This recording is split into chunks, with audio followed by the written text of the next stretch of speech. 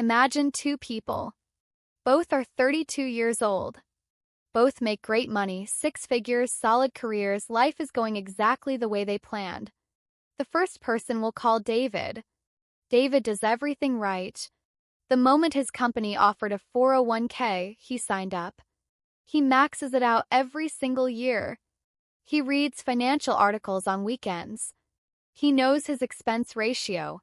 He tracks his net worth in a spreadsheet. David feels confident. The second person is Sarah. Sarah also makes great money. She has a 401k too. She contributes enough to get the full employer match. But beyond that, she puts extra money in a Roth IRA, a regular brokerage account, and she even has a small real estate investment on the side. Here's the twist. Fast forward 25 years. Both David and Sarah have roughly the same amount of money saved. The accounts are similar in size. But when they actually retire and start spending that money, something shocking happens. David ends up keeping significantly less of his wealth than Sarah does.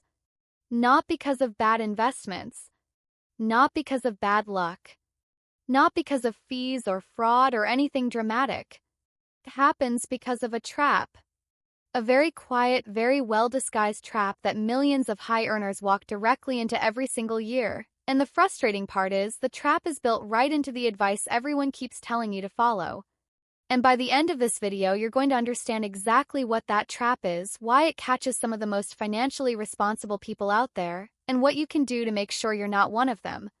Let's start from the beginning. From the moment most people start earning money, they hear the same advice over and over again. Contribute to your 401k. Max it out if you can. Take the employer match, it's free money. Invest early, invest often. Let compound interest do its thing. And honestly, that advice isn't wrong. It's genuinely good advice. Problem isn't the advice itself. Problem is that most people stop there. They hear it, they follow it, and they never ask the next question, which is, what happens on the other end? Here's the thing about a 401k that most people don't really think about when they're young and just starting to build wealth. When you put money into a traditional 401k, you're not actually paying taxes on it right now. You put in pre-tax dollars. That money goes in, it grows, it compounds for decades, and it feels amazing watching that number climb every year. But the IRS didn't forget about that money. They're just waiting. When you retire and start taking money out of that account, every dollar you withdraw gets taxed as ordinary income. Not capital gains rates. Not some lower special rate. Ordinary income, the same as if you'd earned it at a job. And this is where high earners specifically walk into a very predictable trap. Think about this for a second. If you're a high earner in your working years, you're probably in a high tax bracket. People often contribute to traditional retirement accounts because the contribution lowers their taxable income today. That makes sense. But if you've been a good saver your whole career, if you've maxed out your retirement accounts for decades, if you have a pension or Social Security on top of that, you could easily be taking out a significant amount of money every single year in retirement. And here's the uncomfortable reality. That income in retirement might push you into the same tax bracket you were trying to escape. Or possibly even higher depending on future tax laws. Trap isn't that you saved too much. Trap is that you saved it all in one kind of account and you created a giant tax liability for your future self without even realizing it. Let me give you a framework that completely changes how you think about this. It's called the 3 tax buckets. And once you see this, you will never think about saving and investing the same way again. Bucket number 1, tax-deferred. This is your traditional 401k, your traditional IRA. You put money in, you don't pay taxes now, the money grows, but you pay taxes later when you take it out. Ordinary income tax rates apply at withdrawal. Bucket number 2, tax-free. This is your Roth IRA, your Roth 401k. You put money in after paying taxes on it, the money grows, and when you take it out in retirement, you pay 0 taxes. Nothing. The government already got their cut. Bucket number 3, taxable. This is a regular brokerage account. You put in after-tax money. You might pay some taxes along the way on dividends.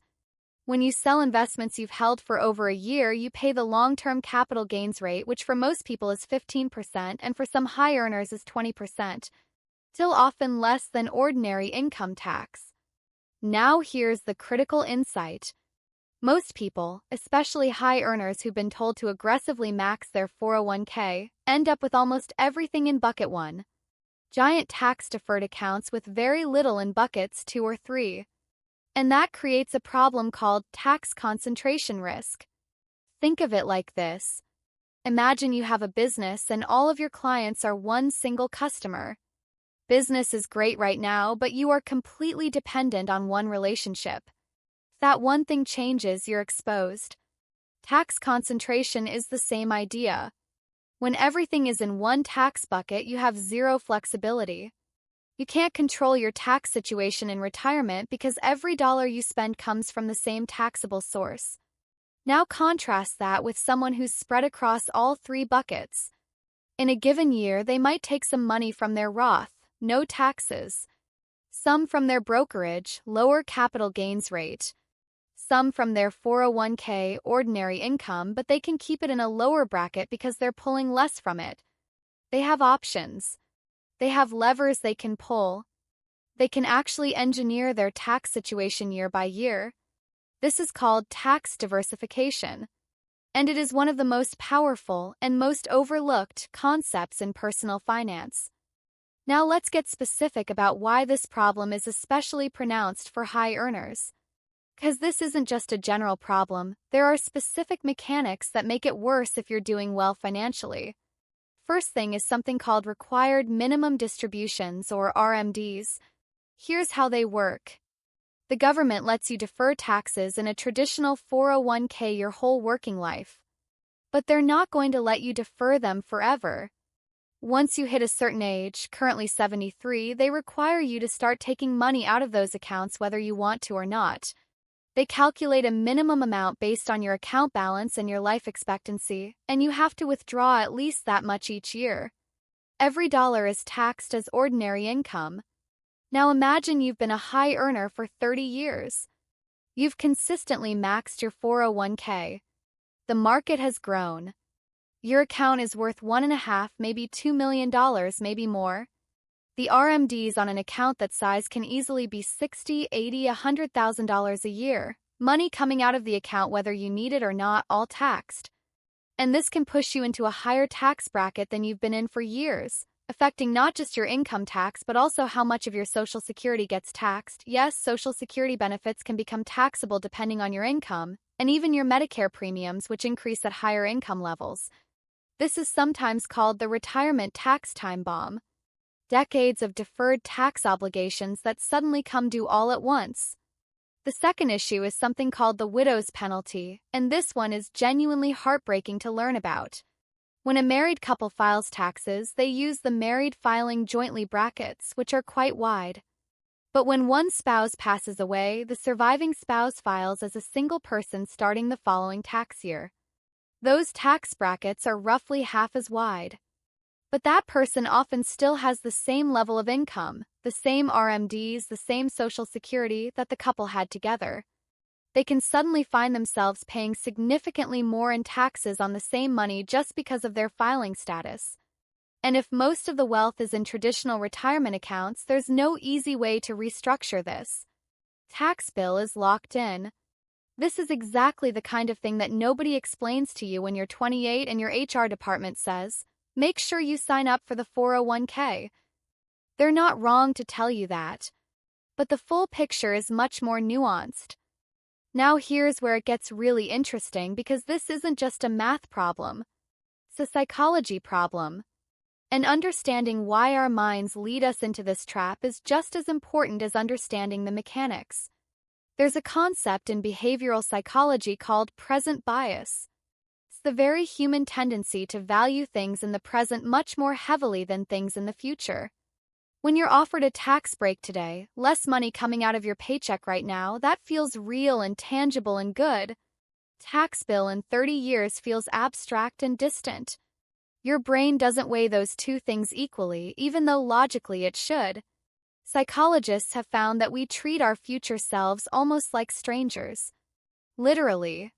When researchers have shown people brain scans while they think about themselves versus a stranger, and then show them thinking about their future self, the pattern looks more like the stranger.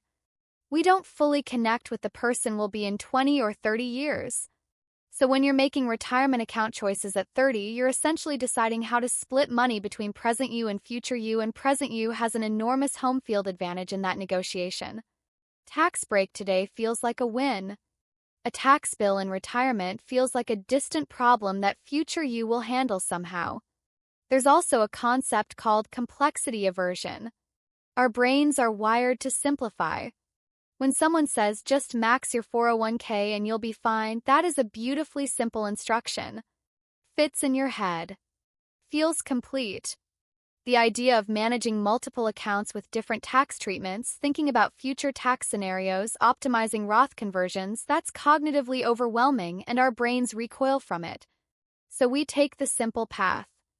We do the one thing. We feel responsible and smart because we're doing the thing everyone said to do. And we never look deeper.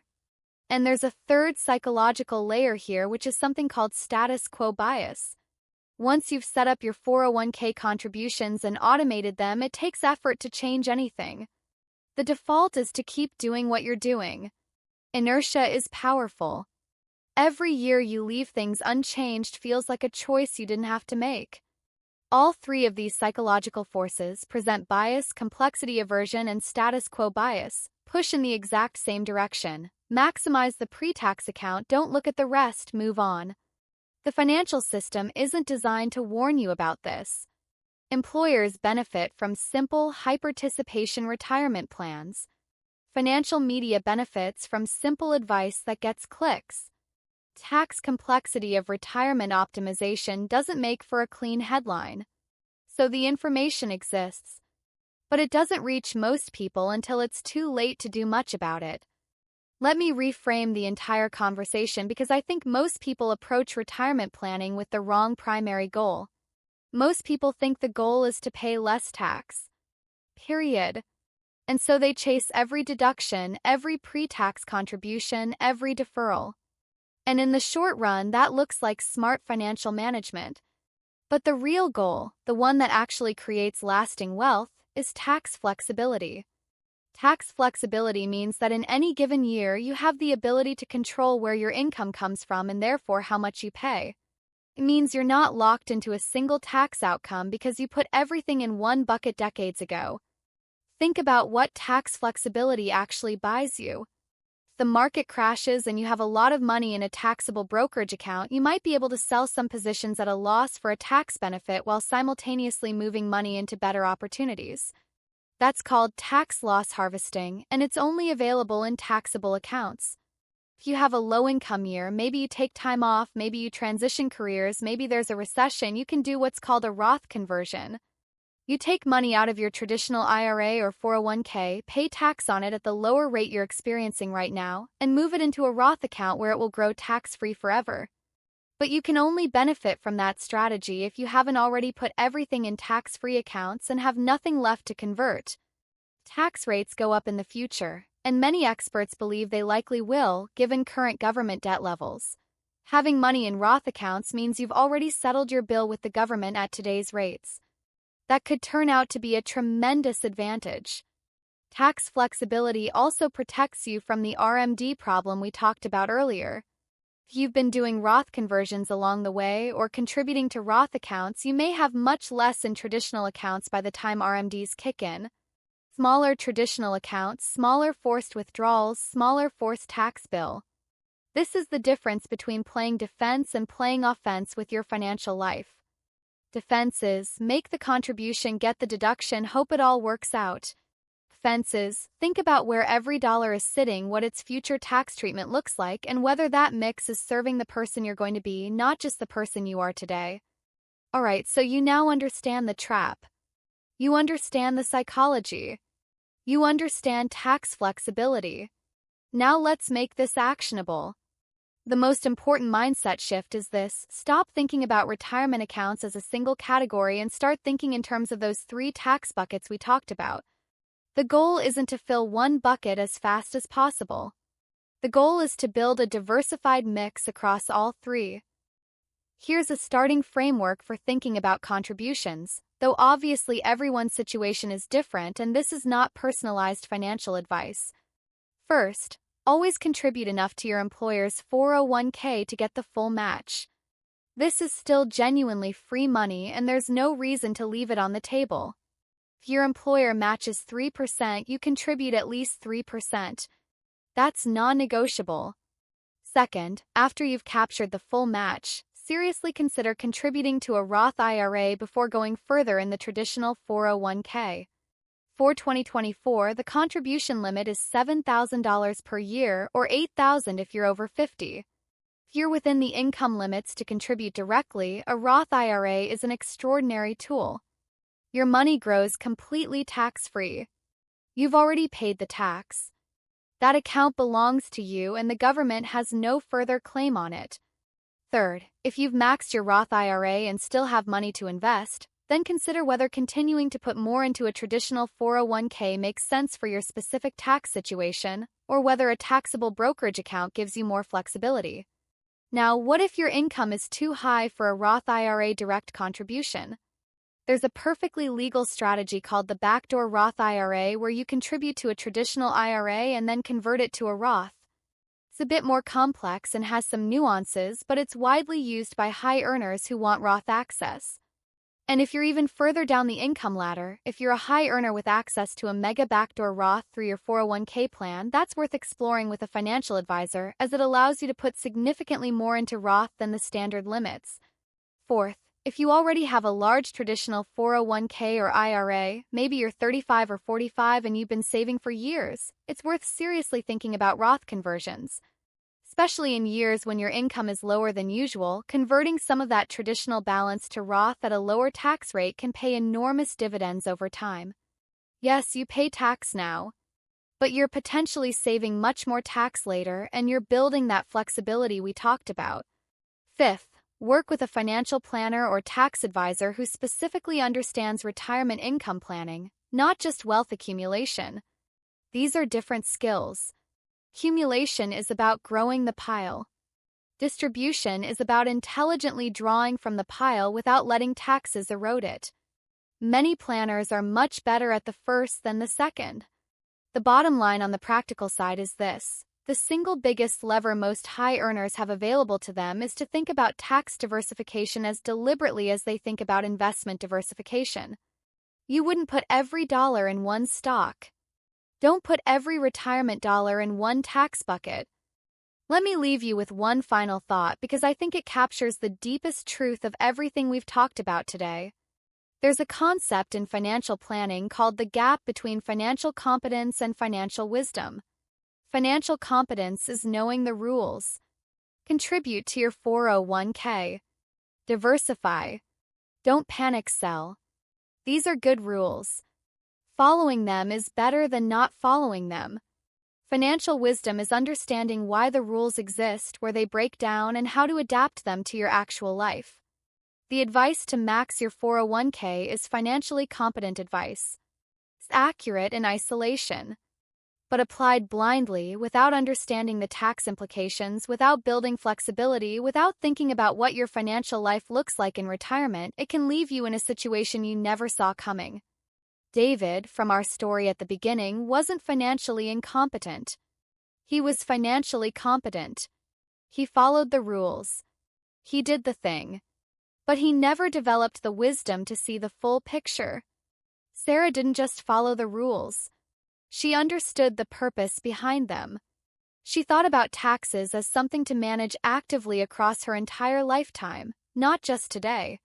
She built flexibility. She created options. And those options were worth a tremendous amount of money over time. The most powerful financial moves you can make are rarely the loudest ones. They're not market timing or picking the hottest stock or finding some secret investment. They're quiet, structural decisions made early, maintained consistently, and understood deeply. Knowing which tax bucket your money sits in is one of those quiet decisions. Thinking about your future self not as a stranger but as a real person who deserves the same consideration you give yourself today. That is one of those quiet decisions. You have time to course correct. Whether you're 22 just starting out or 38 with a 401k that's been growing for a decade or 49 wondering if you've done this right, the information we've covered today gives you a starting point for thinking differently. Because the goal was never just to have money. The goal is to keep as much of it as possible, to have flexibility with it when you need it, and to build a financial life that actually serves you, not just the tax code. This changed the way you think about retirement accounts. Share this video with someone you know who's working hard and saving but maybe hasn't had this conversation yet. Trap is quiet. The more people who know about it, the better. Take care of yourselves. And I'll see you in the next one.